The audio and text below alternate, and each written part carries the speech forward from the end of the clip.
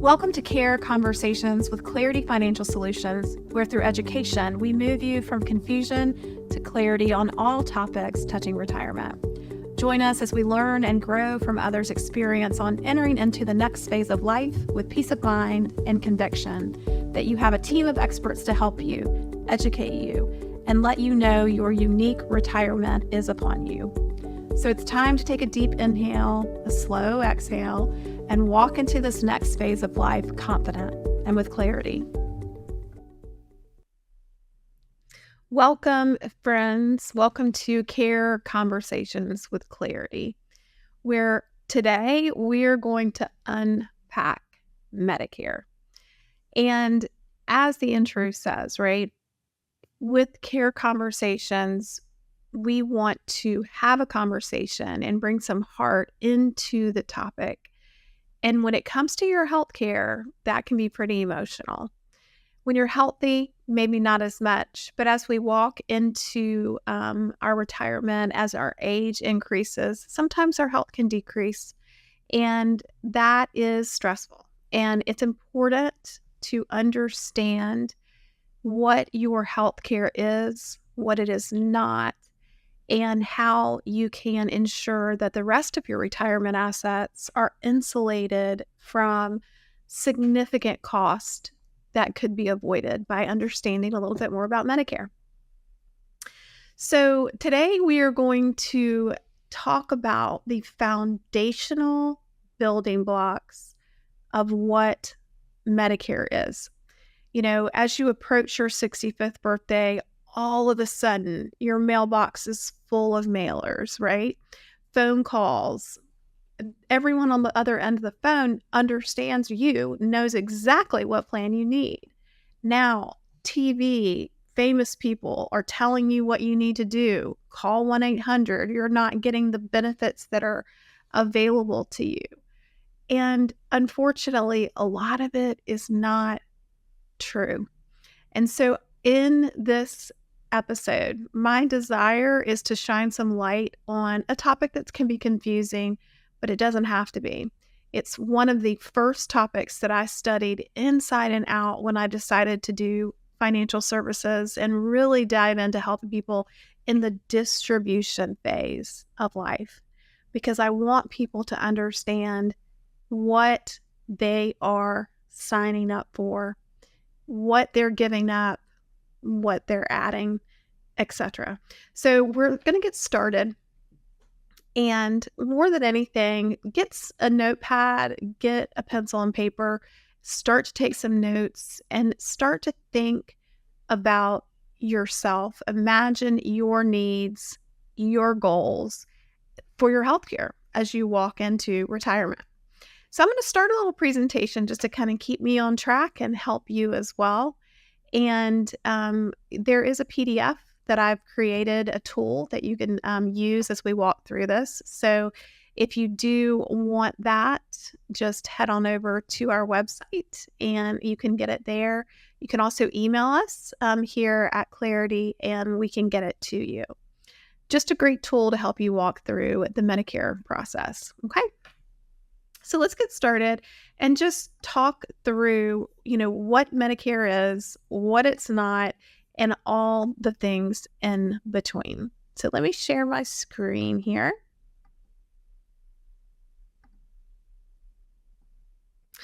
So this is how we often meet people. They are getting ready to have to make a decision that they are nervous about. Most likely, you have had insurance from your employer or from a spouse employer, and you haven't really had to understand the ins and outs. And people make Medicare mistakes that can cost them thousands and tens of thousands of dollars, whether it's enrollment penalties, whether it's just lack of understanding the when and the why of what you're enrolling for. So I don't like it when I see people that are stressed and they're confused, and we don't want them to be that. We want to bring them to a place where they understand. So let's get started with this first slide. Medicare Part A is available to those 65 or older, obviously, under 65 on disability, Social Security disability for at least 24 months, end-stage renal disease, some other health conditions, they can also access Medicare. There's no premium for Medicare, guys, but that's because you've paid for it. You paid for it every single paycheck that you have earned your entire life. If you have not worked and you've stayed home and raised a family, then or been disabled, you're going to get it on another person's work record, like your spouse. But if you did have to pay for Medicare Part A, it's over $500 a month. So it's very expensive. So just as a rule, you have to understand people will always hear Medicare Part A or premium free Medicare. It's because you've already paid for it. So as we go into this, we're going to talk through exactly what we want you to look like, and that is this person. This person is happy and clear-headed and understands where they're going and why they're going there, what choices they're making for Medicare, and they know they have a team of experts to help them. And that's what we want you to look like as well. So let's talk about the costs, okay? When I worked in home health and hospice, I would hear people say to me and say, well, I'm covered, I have Medicare. And I would go, well, yeah, you are. But as you can see on this slide, there's some significant exposure, right, to what Medicare Part A doesn't cover. So when you go to the hospital and you're a Medicare beneficiary, you must pay a deductible, whether you're there 1 day, 2 days, all the way to day 60. That's a benefit period. And you're going to owe $1,632. You can pay that up to 5 times a year. So if you have a chronic disease or just a bad year, not too long ago, COVID was here and we had people that were very sick and were re-entering the hospital multiple times. So it can really add up. Days 61 through 90 is a per day rate, $408 a day. And then days 91 through 150 are what's called lifetime reserve days. You're only going to get these one time in your life. And it's important to know that because guess what? If Medicare stops paying, if you're out of those days, then after day 90, it's all on you, okay? After 3 consecutive days, and please write this down, of being admitted, not in observation status, but in a status of admission in the hospital, 3 consecutive days, Medicare will pay for you to go to a skilled nursing facility for rehabilitation. And the rehabilitation is you are getting better. This is not a holding tank until you can figure out what you're going to do with mom, dad, or yourself, your husband, your loved one. This is, I am progressing to the point where I can go home and care for myself. So the first 20 days of your 100-day limit, you're getting speech therapy, occupational therapy, physical therapy, nurse visits, meals, all the things. And you're not paying anything. It's $0 a day. Medicare wants you to get better and go home and be better and not go back to the hospital. And then days 21 through 100, it's $204 a day. So it's not that it's inexpensive. That is coverage. I mean, if you know anything about long-term care facilities or skilled nursing facilities, you know that it's much more expensive to live in a nursing home or a skilled nursing facility than $204 a day. So you have that coverage. So those are really important things to understand. We're going to go to the next slide and talk about Medicare Part B. So that's the first foundational building block. Part A, you don't pay a premium because guess what? You already have. Every time you've worked, you paid into the system. Part B of Medicare is the medical part, what is going to happen to you when you have an infusion or durable medical equipment need or surgery or a doctor visit or an x-ray or a blood draw, those kinds of things. And Part B is not free. Did you know that? Did you know that what you pay for Part B and what your neighbor pays or what your parent paid or what your sister pays, it's not the same. And this is a big misunderstanding for so many people. They don't understand what they're going to pay. They get a big surprise and then they're not happy. So you could pay anything from $0 based on your income. The first tier of Part B premium is $174.70. And then there are several other brackets until the highest bracket in 2024, which is $560.50 per month per person. After you pay that Part B premium, you have an annual deductible, $240 a year this year. Most likely it will go up. And then after that deductible, Medicare covers 80%. You pay $20. That's amazing, right? If it's $100. If it's $100, Medicare pays $80. You pay $20. What if it's $20,000? What if it's $100,000? Now Medicare pays $80,000 and you pay $20. What if it's $500,000? 20% of what? There is no out-of-pocket maximum. There is no lifetime maximum. And let's just talk about that for a second, because oftentimes people just don't realize the impact of medical cost in retirement. And I want you to, for a moment, think about cost of medical care two different ways, because this is really going to be important as we move through these different episodes.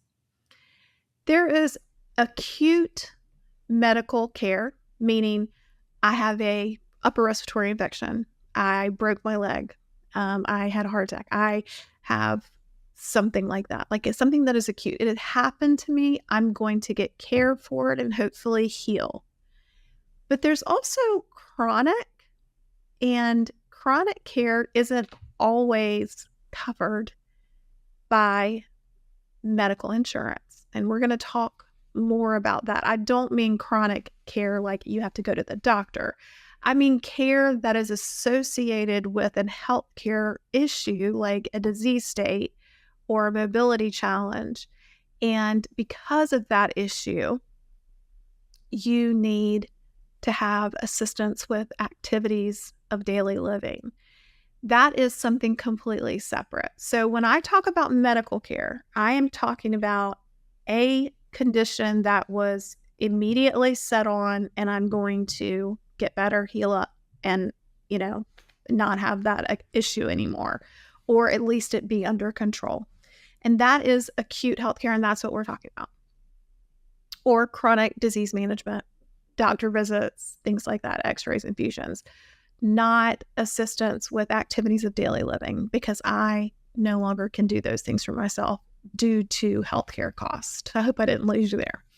So let's talk for a second about Part B. What determines what I pay? Your income, and your income 2 years before. So if you're starting Part B or Part D, because it's also income dependent, and we'll get to that in a second, you have to pay a premium for your Medicare. And it's based on your tax returns, meaning how you file taxes, single, head of household, married filing jointly, etc. And it has different brackets. They are not the same as income brackets. That would be easy. They're not. And $1 over that bracket, so and this year it's $203,000 for a couple married filing jointly. If they're $203,001 on their income taxes, they have now an increase in their Part B. So it is very important to be watching those brackets, especially for all my budgeters out there. So Part B, not free, really important to understand what you're going to pay and why you're paying it.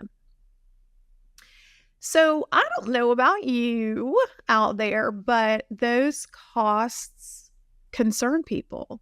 they look at that deductible of $1,632 just for going to the hospital and, staying 1 day or 2 days or 3 days, and they can pay that up to 5 times a year, or, 20% of who knows what my costs are going to be.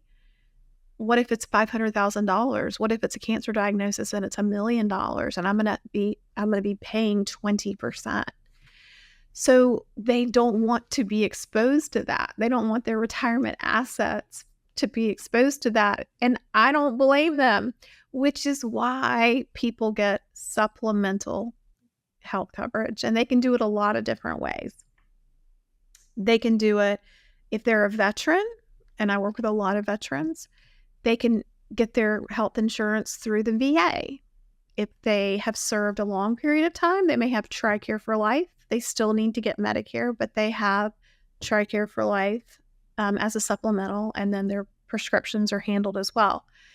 But if you're not a veteran and you don't work for railroad, things like that, and you're just one of us, right? We have to figure out Medicare rights and options and then understand how to supplement that which Medicare does not cover.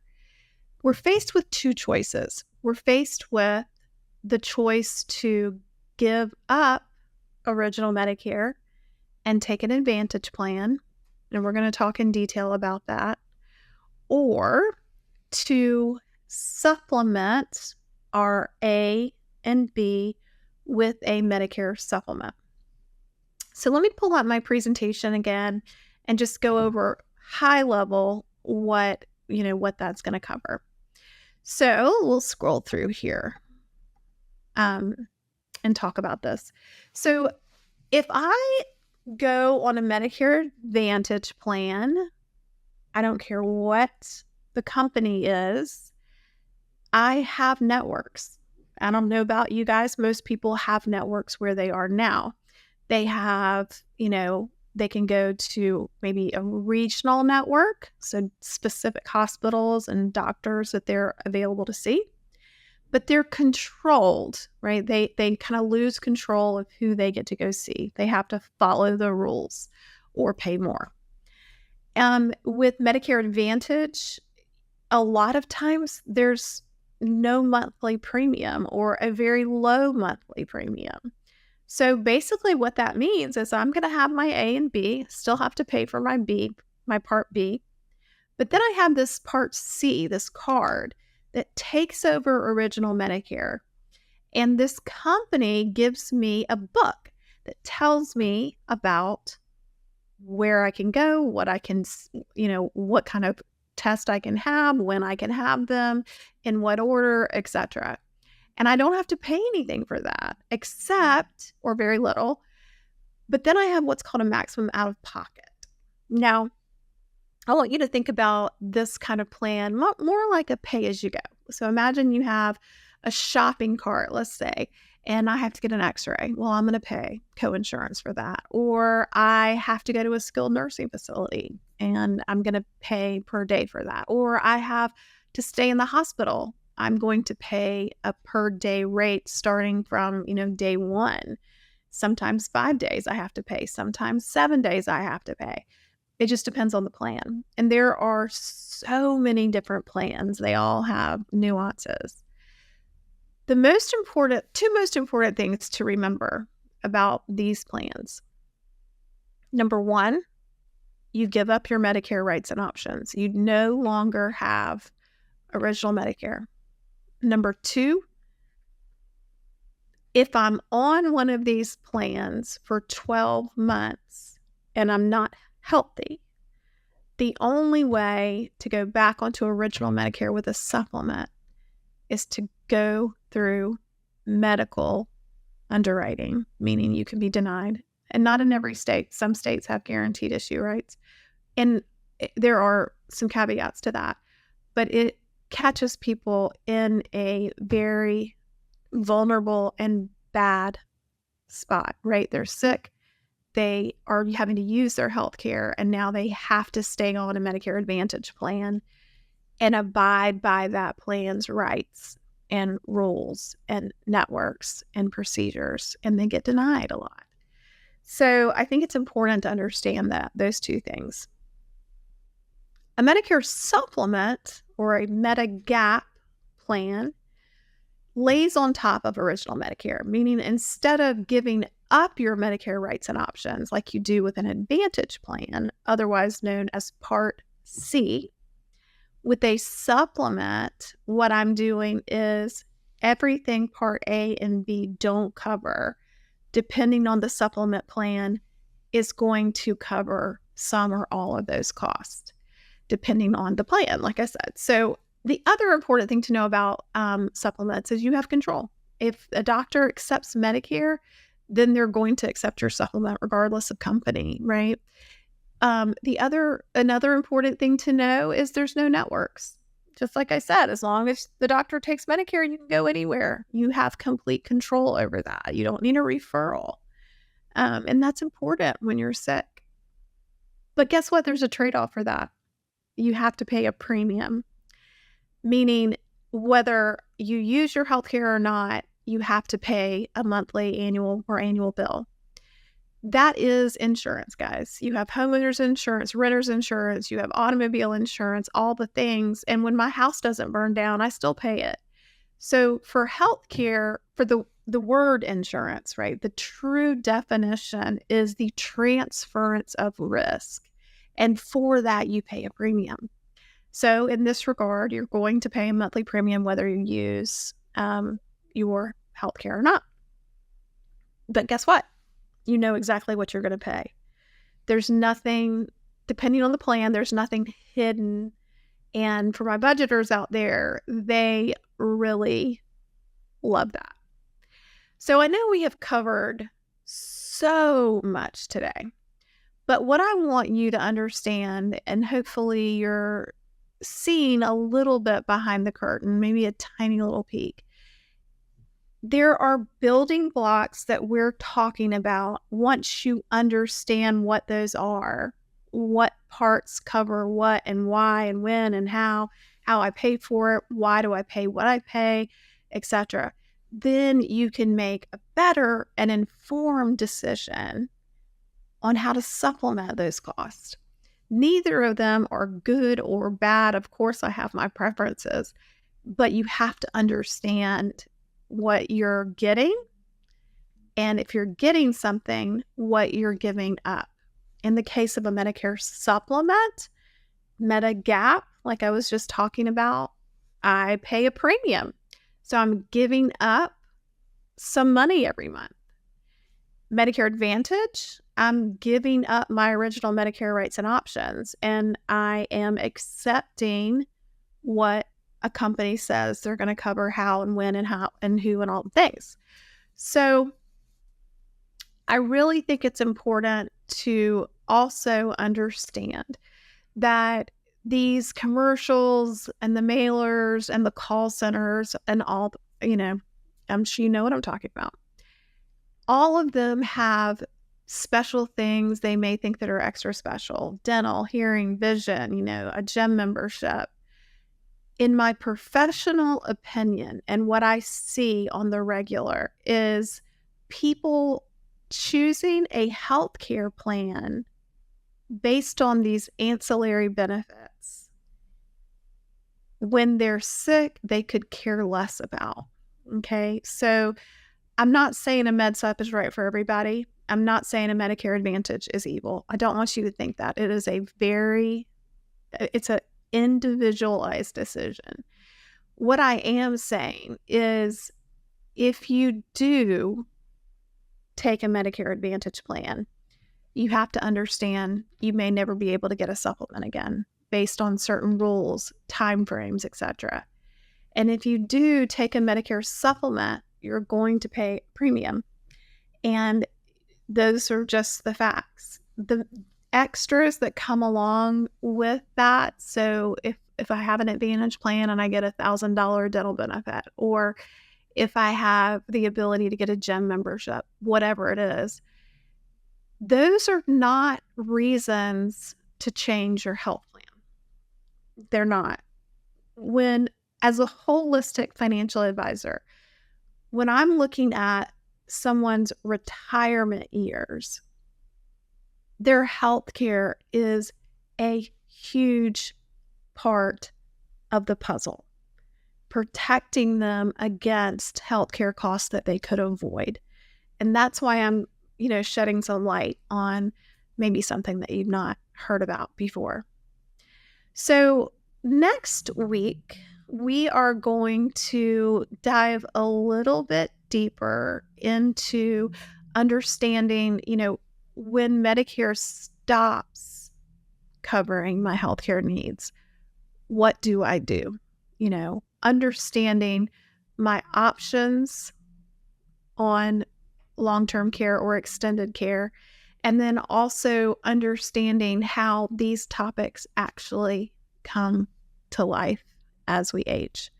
So stay tuned. I hope that you learned something. Don't forget to reach out to us for our Medicare cheat sheet. It has a lot of cool stuff on it, and we look forward to sharing it with you. Education is our passion, and like I've said, our goal is to build a community of curious consumers who don't just want to do something because their neighbor said it, but to really understand why, how, and when they're doing what they're doing and how it's going to affect their retirement. Thank you for joining us on this session 2 of our first season of Care Conversations with Clarity, and reach out to us if you want to further engage. Take care. Join our Clarity Financial Solutions family, where through education and others' experience, we empower you to make retirement choices with confidence. Follow us on Instagram or Facebook, or head on over to our website and sign up for our newsletter. If you'd like to further engage with us, please don't hesitate. Just reach out, 864-987-8729. See you next time on Care Conversations with Clarity.